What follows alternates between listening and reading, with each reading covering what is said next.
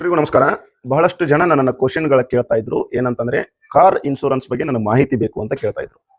ಸಾಮಾನ್ಯವಾಗಿ ನಾವು ವಾಹನಗಳ ವಿಮೆ ಅಂತಂದ್ರೆ ಜನರಲ್ ಇನ್ಶೂರೆನ್ಸ್ ಅಂತ ಹೇಳಿ ಕರಿತೀವಿ. ವಾಹನಗಳ ವಿಮೆಗಳಲ್ಲಿ ಬಹಳ ತರಹದ ಇನ್ಶೂರೆನ್ಸ್ಗಳಿದಾವೆ. ಮೊದಲನೇದು ನಮ್ಗೆ ಅದ್ರ ಬಗ್ಗೆ ಮಾಹಿತಿ ಸಂಪೂರ್ಣವಾಗಿ ಗೊತ್ತಿರಬೇಕಾಗ್ತದ. ಜಸ್ಟ್ ನಮಗೆ ಪೊಲೀಸರು ಹಿಡಿದ್ರೆ ತೋರಿಸೋದಕ್ಕೆ ಸಾಕು ಅನ್ನುವಂತಹ ಇನ್ಶೂರೆನ್ಸ್ ಮಾಡಿಸೋರು ಗ್ರಾಹಕರ ಸಂಖ್ಯೆ ನಾನು ಬಹಳಷ್ಟು ನೋಡಿದ್ದೀನಿ ನನ್ನ ಸರ್ವಿಸ್ಗಳಲ್ಲಿ. ಅದೇ ಗ್ರಾಹಕರು ನಾಳೆ ಏನಾದರೂ ಕ್ಲೈಮ್ ಅಂತ ಬಂದಾಗ ಏನ್ರಿ ನಮ್ಗೆ ಇನ್ನೂ ಸ್ವಲ್ಪ ಕೇಳಿದ್ರೆ ನಾವು ಕೊಡ್ತಿದ್ದೀವಿ, ನೀವು ಹೇಳಿಲ್ಲ ಅನ್ನುವಂತಹ ಉದಾಹರಣೆಗಳನ್ನು ನಾನು ನೋಡಿದ್ದೀನಿ. ನೋಡ್ರಿ, ನಾವು ಸರಿಯಾದಂತಹ ಮಾಹಿತಿಗಳನ್ನ ಕೊಟ್ಟಿರ್ತೀವಿ. ಅವರು ನಮಗೆ ಜಸ್ಟ್ ಪೊಲೀಸರು ಹಿಡಿದ್ರೆ ಸಾಕು ಅನ್ನುವಂತ ಕೇಳಿದಾಗ ನಾವು ಅವರಿಗೆ ಥರ್ಡ್ ಪಾರ್ಟಿ ಇನ್ಶೂರೆನ್ಸ್ ಅಂತ ಹೇಳಿ ಬರ್ತದ, ಅದನ್ನ ಮಾಡ್ಕೊಳ್ರಿ ಅಂತ ಹೇಳಿದಾಗ ನಮ್ಗೆ ಇಷ್ಟ ಸಾಕು ಅಂತ ಹೇಳಿರ್ತಾರೆ. ಬಟ್ ಗ್ರಾಹಕರಲ್ಲಿ ಒಂದು ವಿನಂತಿ ಮಾಡ್ತೀನಿ, ಬಹಳಷ್ಟು ಜನ ಇವತ್ತು ಇನ್ಶೂರೆನ್ಸ್ ಕ್ಲೈಮ್ಗಳಲ್ಲಿ ಅಸಮಾಧಾನವನ್ನ ಪಡಿತಾ ಇದ್ದಾರೆ.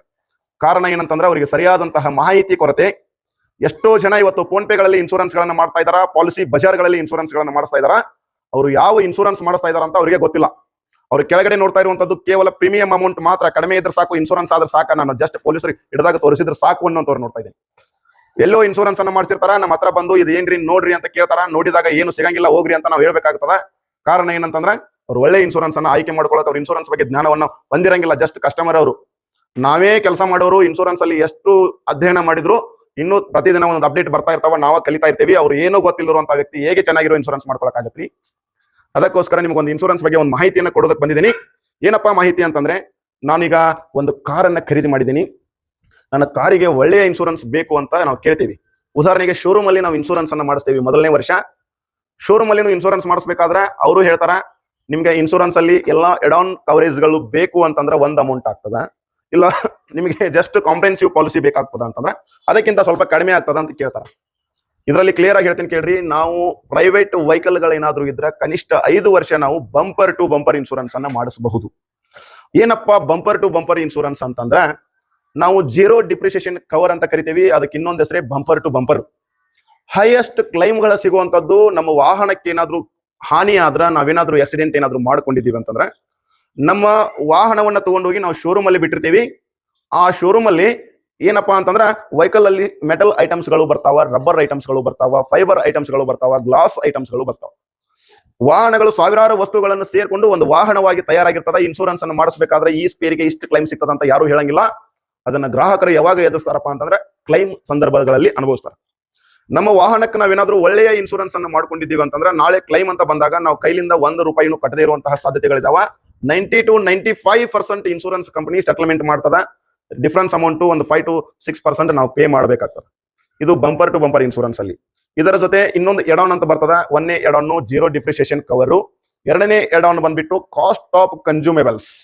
ಈ ಎಡ್ ಆನ್ ಏನೇನ್ ಕೆಲಸ ಮಾಡ್ತದ ಅಂತಂದ್ರ, ನಮ್ಮ ವಾಹನದ ಆಕ್ಸಿಡೆಂಟ್ ಆದಂತಹ ಸಂದರ್ಭದಲ್ಲಿ ಒಂದು ಆಯಿಲ್ ಇರ್ಬೋದು, ಕೂಲಂಟ್ ಇರ್ಬೋದು, ಆಮೇಲೆ ನಟ್ ಬೋಲ್ಟು, ಈ ತರ ವಸ್ತುಗಳಿಗೆ ಅದು ಕ್ಲೈಮ್ ಅನ್ನ ಸೆಟಲ್ಮೆಂಟ್ ಮಾಡ್ತದ.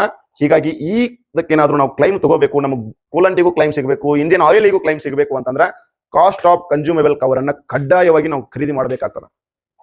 ಇದರ ಜೊತೆ ಇನ್ನೂ ಒಂದು ಎಡ್ ಆನ್ ಕವರ್ ಬರ್ತದ, ಇಂಜಿನ್ ಮತ್ತು ಗೇರ್ ಬಾಕ್ಸ್ ಪ್ರೊಟೆಕ್ಟರ್. ಇದು 3ನೇ ಎಡ್ ಆನ್.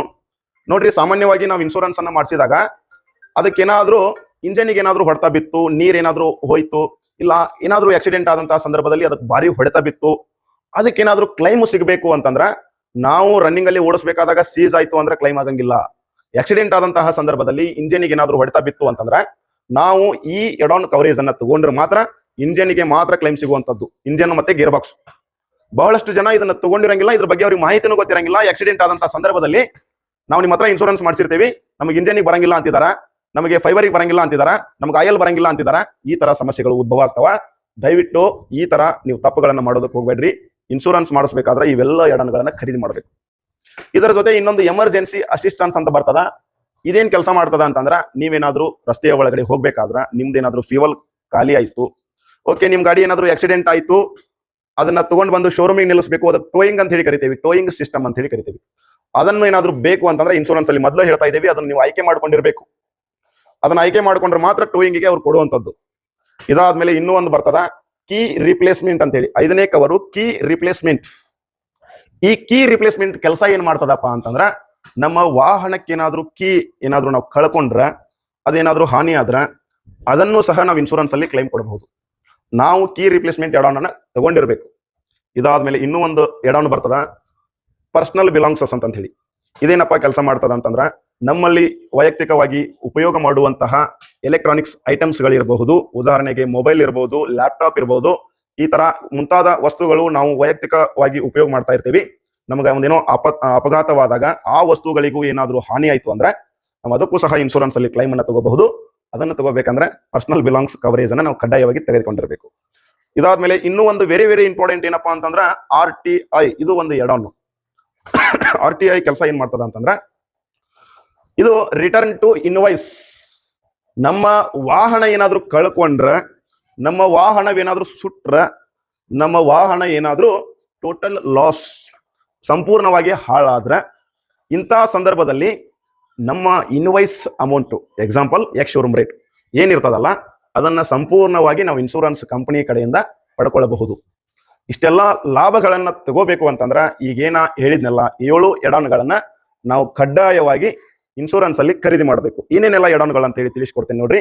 ಫಸ್ಟ್ ಹೇಳ್ತಾ ಇರುವಂತದ್ದು ಜೀರೋ ಡಿಪ್ರಿಸಿಯೇಷನ್ ಕವರ್, ನಿಲ್ ಡಿಪ್ ಅಂತ ಹೇಳಿ ಕರಿತೀವಿ. ಇದರ ಅರ್ಥ ಬಂಪರ್ ಟು ಬಂಪರ್ ಇನ್ಶೂರೆನ್ಸ್. ಎರಡನೇದು ಬಂದ್ಬಿಟ್ಟು ಕಾಸ್ಟ್ ಆಫ್ ಕನ್ಸ್ಯೂಮಬಲ್ಸ್. ಓಕೆ, ಇದಾದ್ಮೇಲೆ engine gear box protector. Okay, ಇದಾದ ನಂತರ ನೆಕ್ಸ್ಟ್ ಹೇಳಿರುವಂತದ್ದು ಪರ್ಸನಲ್ ಬಿಲಾಂಗ್ಸಸ್. ಇದು ಆದ್ಮೇಲೆ ನೆಕ್ಸ್ಟ್ ಹೇಳಿರುವಂತದ್ದು ಎಮರ್ಜೆನ್ಸಿ ಅಸಿಸ್ಟೆನ್ಸ್. ಇದಾದ್ಮೇಲೆ ಹೇಳಿರುವಂತದ್ದು RTI, ರಿಟರ್ನ್ ಟು ಇನ್ವಾಯ್ಸ್. ಈ ತರ ಒಳ್ಳೆಯ ಇನ್ಶೂರೆನ್ಸ್ಗಳಲ್ಲಿ ಇಷ್ಟೆಲ್ಲ ಬೆನಿಫಿಟ್ಗಳನ್ನ ನಾವು ತಗೋಬಹುದು. ಇದ್ರ ಜೊತೆ ಇನ್ನೂ ಒಂದು ಅನುಮಾನ ಬರ್ತದ, ಟೈರ್ ಏನಾದ್ರೂ ಬ್ಲಾಸ್ಟ್ ಆದ್ರೆ ನಮ್ಮ ವಾಹನ ಆಕ್ಸಿಡೆಂಟ್ ಆದಂತಹ ಸಂದರ್ಭದಲ್ಲಿ ಟೈರ್ ಏನಾದ್ರೂ ಬ್ಲಾಸ್ಟ್ ಆದ್ರೆ ಅದಕ್ಕೂ ಟೈರ್ ಪ್ರೊಟೆಕ್ಟರ್ ಅಂತ ಹೇಳಿ ಒಂದು ಎಡನದ. ಅದನ್ನ ನೀವು ಇನ್ಶೂರೆನ್ಸ್ ಅಲ್ಲಿ ಖರೀದಿ ಮಾಡಿದ್ರೆ ನಿಮ್ಮ ಟೈರಿಗೂ ಸಹ ನೀವು ಇನ್ಶೂರೆನ್ಸ್ ಅನ್ನ ಕ್ಲೈಮ್ ಮಾಡ್ಕೋಬಹುದು. ಜನ ಇಷ್ಟೆಲ್ಲಾ ಸವಲತ್ತುಗಳನ್ನ ಇರುವಂತಹ ಇನ್ಶೂರೆನ್ಸ್ ಗಳನ್ನ ಬಿಟ್ಟು ಕಡಿಮೆ ಬಜೆಟ್ ಅಲ್ಲಿ ಬೇಕು, ಕಡಿಮೆ ಅಮೌಂಟ್ ಅಲ್ಲಿ ಬೇಕು ಅಂತ ಹೇಳಿ ಇವತ್ತು ಜಸ್ಟ್ ಇವೆಲ್ಲ ಎಡಾನ್ಗಳ ಇಲ್ಲದೆ ಇರುವಂತಹ ಕಾಂಪ್ರಿಹೆನ್ಸಿವ್ ಪಾಲಿಸಿಯನ್ನ ಖರೀದಿ ಮಾಡ್ತಾ ಇದ್ದಾರೆ. ಹೀಗಾಗಿ ಇನ್ಶೂರೆನ್ಸ್ ಕ್ಲೈಮ್ ಅಂತ ಬಂದಾಗ ನಾವು ಹೇಳೋದಿಷ್ಟೇ, ನೀವು 50% ಕಟ್ರಿ, ಇನ್ಶೂರೆನ್ಸ್ 50% ಕೊಡ್ತದ. 100 ಯಾವುದು ಸಿಗಂಗಿಲ್ಲ. ಕ್ಲಿಯರ್ ಆಗಿ ಹೇಳ್ಬೇಕು. ಯಾಕಂತಂದ್ರೆ ನಾರ್ಮಲ್ ಪಾಲಿಸಿಗಳು ಯಾವಾಗ್ಲೂ 50% ಕ್ಲೈಮ್ಗಳನ್ನ ಮಾತ್ರ ಕೊಡ್ತಾವ. 50%ಗಿಂತ ಜಾಸ್ತಿ ಕ್ಲೈಮ್ ಬಿತ್ತು ಅಂತಂದ್ರೆ ನಾವು ಸಹ ಕೈಲಿಂದ ಕೊಡಬೇಕು. ಉದಾಹರಣೆಗೆ ಜಸ್ಟ್ ನಾವು ಕಾಂಪ್ರಿಹೆನ್ಸಿವ್ ಪಾಲಿಸಿ ಮಾಡಿಸಿದೀವಿ, 1 ಲಕ್ಷ ನಮ್ಮ ಬಿಲ್ ಆಗಿದೆ ಅಂತಂದ್ರೆ 50,000 ಇನ್ಶೂರೆನ್ಸ್ ಕಂಪ್ನಿ ಕೊಡ್ತದ, ಇನ್ನು 50,000 ನಾವು ಕೈಲಿಂದ ಕಟ್ಟಬೇಕಾಗ್ತದ. ಹೀಗಾಗಿ ದಯವಿಟ್ಟು ಇನ್ಶೂರೆನ್ಸ್ ಅನ್ನ ಮಾಡಿಸ್ಬೇಕಾದ್ರೆ ಒಂದು ಒಳ್ಳೆಯ ಜಾಗೃತಿಯಿಂದ ನೀವು ಇಷ್ಟೆಲ್ಲಾ ವಿಚಾರಗಳನ್ನ ತಿಳಿದುಕೊಂಡು ಇನ್ಶೂರೆನ್ಸ್ ಅನ್ನ ಮಾಡಿಸ್ರಿ. ಕ್ಲೈಮ್ ಅಂತ ಬಂದಾಗ ನಿಮಗೆ ಯಾರೂ ನಿಲ್ಲಂಗಿಲ್ಲ, ನೀವೇ ಕಂಪನಿ ಜೊತೆ ಹೋರಾಟ ಮಾಡಬೇಕಾಗ್ತದ. ಆ ಸಂದರ್ಭವನ್ನ ನೀವು ತಗೊಳ್ಳೋದಕ್ಕೆ ಹೋಗ್ಬೇಡ್ರಿ. ಒಳ್ಳೆಯ ಮಾರ್ಗದರ್ಶನ ಇರಬೇಕು, ಒಳ್ಳೆಯ ಮಾಹಿತಿ ಇರಬೇಕು. ಇದರ ಜೊತೆ ಇನ್ಶೂರೆನ್ಸ್ ಅಲ್ಲಿ ಏನಾದ್ರೂ ವಾಹನ ಕಷ್ಟೇ ಕ್ಲೈಮ್ಗಳು ಸಿಗುವಂತದ್ದಲ್ಲ, ವ್ಯಕ್ತಿಗಳಿಗೂ ಸಹ ಕ್ಲೈಮ್ಗಳು ಸಿಗ್ತಾವ. ಏನಪ್ಪಾ ಅಂತಂದ್ರ ನಮ್ಮ ವಾಹನದ ಮಾಲಕರೇನಾದ್ರೂ ವೆಹಿಕಲ್ ಆಕ್ಸಿಡೆಂಟ್ ಅಲ್ಲಿ ಡೆತ್ ಆದ್ರು ಅಂತಂದ್ರೆ ಅವರಿಗೆ PA ಕವರ್ ಅಂತ ಹೇಳಿ ಕರಿತೀವಿ, ಪರ್ಸನಲ್ ಆಕ್ಸಿಡೆಂಟ್ ಕವರೇಜ್ ಅಂತ ಕರಿತೀವಿ. ಅವರಿಗೆ 15 ಲಕ್ಷ ಬೆನಿಫಿಟ್ ಸಿಗ್ತದ. ನಮ್ಮ ಡಾಕ್ಯುಮೆಂಟ್ ಎಲ್ಲ ಸರಿಯಾಗಿರ್ಬೇಕು. ಇದ್ದಾಗ ಹಣ ಅಕಸ್ಮಾತ್ ಆಕ್ಸಿಡೆಂಟ್ ಆಗಿ in case of death or 75% handicap ಆದ್ರೆ ಅವರಿಗೆ 15 ಲಕ್ಷ ಕವರೇಜ್ ಸಿಗುವಂತದ್ದು. ನಮ್ಮ ವಾಹನಕ್ಕೆ ಏನಾದ್ರೂ ನಾವು ಬೇರೆ ಡ್ರೈವರ್ಗಳನ್ನ ಕಳಿಸಿರ್ತೀವಿ, ಅವರಿಗೆ ಏನಾದ್ರೂ ಆಕ್ಸಿಡೆಂಟಲ್ ಟೈಮ್ ಅಲ್ಲಿ in case of any death or 75% handicap disability ಆಯ್ತು ಅಂತಂದ್ರೆ ಅವರಿಗೆ 2 ಲಕ್ಷ ಕವರೇಜ್ಗಳು ಸಿಗುವಂತದ್ದು. ಅದೇ ತರ ನಮ್ಮ ಪ್ಯಾಸೆಂಜರ್ ಕವರೇಜ್ ಅಂತ ಹೇಳಿ ಕರಿತೀವಿ. ನಮ್ಮ ವಾಹನದಲ್ಲಿ ಕುಂತಿರುವಂತಹ ವ್ಯಕ್ತಿಗಳಿಗೂ ಏನಾದ್ರೂ ಈ ತರ ಸಮಸ್ಯೆ ಆಯ್ತು ಅಂತಂದಾಗ ಅವರಿಗೂ ಸಹ 2 ಲಕ್ಷ ಇನ್ಶೂರೆನ್ಸ್ ಕವರೇಜ್ಗಳು ಸಿಗ್ತಾವ. ಇದು ಸಿಗುವಂತದ್ದು ಕೇವಲ ಡೆತ್ ಆರ್ 75% ಹ್ಯಾಂಡಿಕ್ಯಾಪ್. ನಮ್ಗೇನಾದ್ರೂ ಕೈ ಮುರಿದಿದೆ, ಕಾಲು ಮುರಿದಿದೆ, ಹಾಸ್ಪಿಟಲ್ ಅಡ್ಮಿಟ್ ಆಗಿದ್ದೇವೆ ಅಂತಂದ್ರೆ ಇನ್ಶೂರೆನ್ಸ್ ಅಲ್ಲಿ ಯಾವುದೇ ಕ್ಲೈಮ್ಗಳು ಸಿಗಂಗಿಲ್ಲ. ಅದು ಸಿಗುವಂತದ್ದು ಕೇವಲ ಥರ್ಡ್ ಪಾರ್ಟಿ ಇನ್ಶೂರೆನ್ಸ್. ಎಲ್ಲ ಇನ್ಶೂರೆನ್ಸ್ ಗಳಲ್ಲಿ ಕಂಪಲ್ಸರಿ ಇದ್ದೇ ಇರ್ತದ. ಕನಿಷ್ಠ ಪಕ್ಷ ಯಾವುದು ಇಲ್ಲ ಅಂದ್ರೂ ನಾವು ಥರ್ಡ್ ಪಾರ್ಟಿ ಇನ್ಶೂರೆನ್ಸ್ ಆದ್ರೂ ಮಾಡಿಗೆ ಮಾಡ್ಕೊಂಡಿರ್ತೀವಿ. ಹೀಗಾಗಿ ಅಪೋಸಿಟ್ ಇರುವಂತಹ ವ್ಯಕ್ತಿಗೆ ಏನಾದ್ರೂ ನಮ್ಮ ವಾಹನದಿಂದ ಹಾನಿ ಆದ್ರೆ, ಉದಾಹರಣೆಗೆ ನಮ್ಮ ವಾಹನ ರಸ್ತೆಯಲ್ಲಿ ಹೋಗ್ಬೇಕಾದ್ರೆ ಯಾವುದೋ ಒಬ್ಬ ವ್ಯಕ್ತಿ ಅಡ್ಡ ಬರ್ಬೋದು, ಆ ವ್ಯಕ್ತಿಗೆ ಏನಾದ್ರೂ ನಾವು ಹಾಸಿದ್ರೆ, ಆ ವ್ಯಕ್ತಿ ಏನಾದ್ರೂ ಡೆತ್ ಆಯ್ತು ಅಂತಂದ್ರೂ ಸಹ ನಮ್ಮ ಡಾಕ್ಯುಮೆಂಟ್ ಎಲ್ಲ ಸರಿಯಾಗಿ ಇತ್ತು ಅಂತಂದ್ರೆ ನಾವು ಮಾಡಿಸಿರುವಂತಹ ಇನ್ಶೂರೆನ್ಸ್ ಆ ವ್ಯಕ್ತಿ ಕ್ಲೈಮ್ ಮಾಡ್ಕೋಬಹುದು. ಅದಕ್ಕೆ ಥರ್ಡ್ ಪಾರ್ಟಿ ಕ್ಲೈಮ್ ಅಂತ ಕರಿತೀವಿ. ಅದು ಕೋರ್ಟು ಮುಖಾಂತರ ಕಂಪನಿ ಸೆಟಲ್ಮೆಂಟ್ ಮಾಡ್ತದೆ. ಇದು ನೆಕ್ಸ್ಟ್ ವಿಡಿಯೋದಲ್ಲಿ ಇದ್ರ ಬಗ್ಗೆ ಸರಿಯಾದ ಮಾಹಿತಿಯನ್ನು ಕೊಡ್ತೀನಿ. ಬಟ್ ನಾವೇನಾದ್ರೂ ಒಂದು ಒಳ್ಳೆ ಇನ್ಶೂರೆನ್ಸ್ ಅನ್ನ ಮಾಡಿಸ್ಬೇಕು ಅಂತಂದ್ರೆ ಕನಿಷ್ಠ ಇಷ್ಟೆಲ್ಲ ಅಂಶಗಳನ್ನ ನಾವು ಆಯ್ಕೆ ಮಾಡ್ಕೋಬೇಕಾಗ್ತದ. ಯಾಕಂತಂದ್ರೆ ನಾಳೆ ನೀವು ಇಷ್ಟೆಲ್ಲ ಆಯ್ಕೆ ಮಾಡ್ಕೊಂಡಿಲ್ಲ ಅಂತಂದಾಗ ನಿಮ್ಮ ಕ್ಲೈಮು ಕಡಿಮೆ ಸಿಕ್ಕರು ನೀವು ಖುಷಿ ಪಡ್ಬೇಕಾಗ್ತದ. ನಾವು ಹೇಳೋದಿಷ್ಟೇ, ನೀವು ಒಳ್ಳೆ ಇನ್ಶೂರೆನ್ಸ್ ಅನ್ನ ಮಾಡ್ಕೊಂಡ್ರೆ ಒಳ್ಳೆ ಕ್ಲೈಮ್ಗಳು ಸಿಗ್ತಾವ. ನೀವು ಕಡಿಮೆ ಬಜೆಟ್ ಅಲ್ಲಿ ಒಂದು ಇನ್ಶೂರೆನ್ಸ್ ಅನ್ನ ಮಾಡ್ಕೊಂಡ್ರೆ ನಾಳೆ ಕ್ಲೈಮ್ ಅಂತ ಬಂದಾಗ ನೀವು ಕೈಲಿಂದ ಸ್ವಲ್ಪ ಕಟ್ಟಬೇಕು, ಇನ್ಶೂರೆನ್ಸ್ ಸ್ವಲ್ಪ ಕೊಡ್ತದ.